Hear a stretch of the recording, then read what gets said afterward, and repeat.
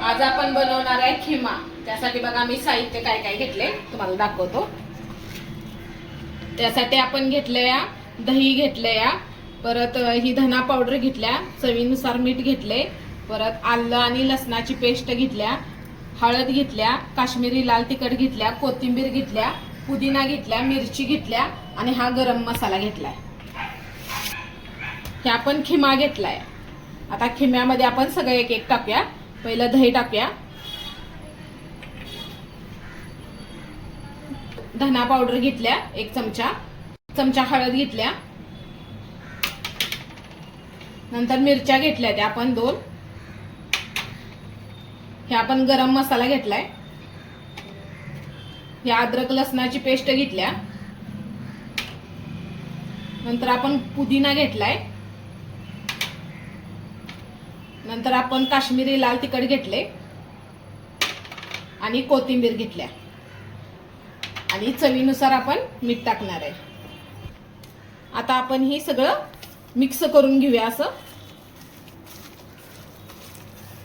असं चांगलं लावून घ्यायचं। आपण खिम्याला चांगलं आपला मसाला हा सगळा लावून घेऊया।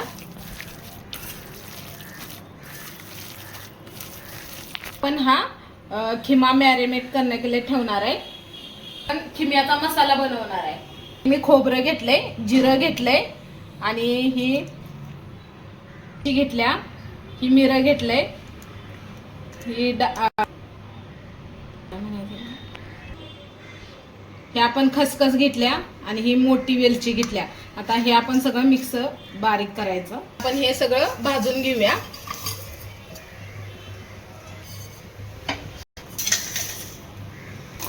आता हे आपण बारीक करून घेऊया मिक्सर। आपला आता मसाला तयार झालाय। आता आपण बटर टाकलंय 1 चमचा आणि थोडंसं आपण तेल टाकणार आहे। आपण कांदा टाकणार आहे। आता कांदा चांगला भाजून घ्यायचा।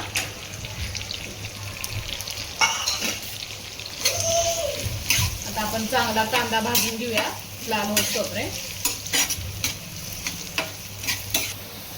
आपण थोडंसं मीठ टाकणार आहे, एकदम थोडंसं। चांगला कांदा भाजतो पटकन। टोमॅटो टाकणार आहे, एक आपण टोमॅटो घेतलाय।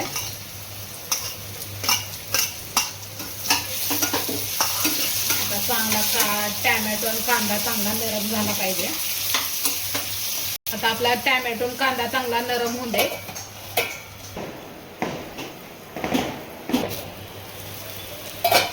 आता आपण मसाला टाकणार आहे।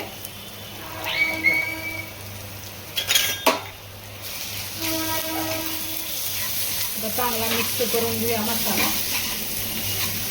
खिमा टाकणार आहे। आपण कसुरी मेथी टाकणार आहे। आता चांगलं मिक्स करून घेऊया।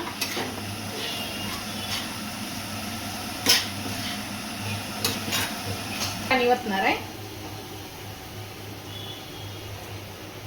आता चांगलं मिक्स करून घेऊया। वेळ लागत नाही आपल्याला चिकन खिमा शिजायला। आता आपण एक वाफ काढून घेऊया।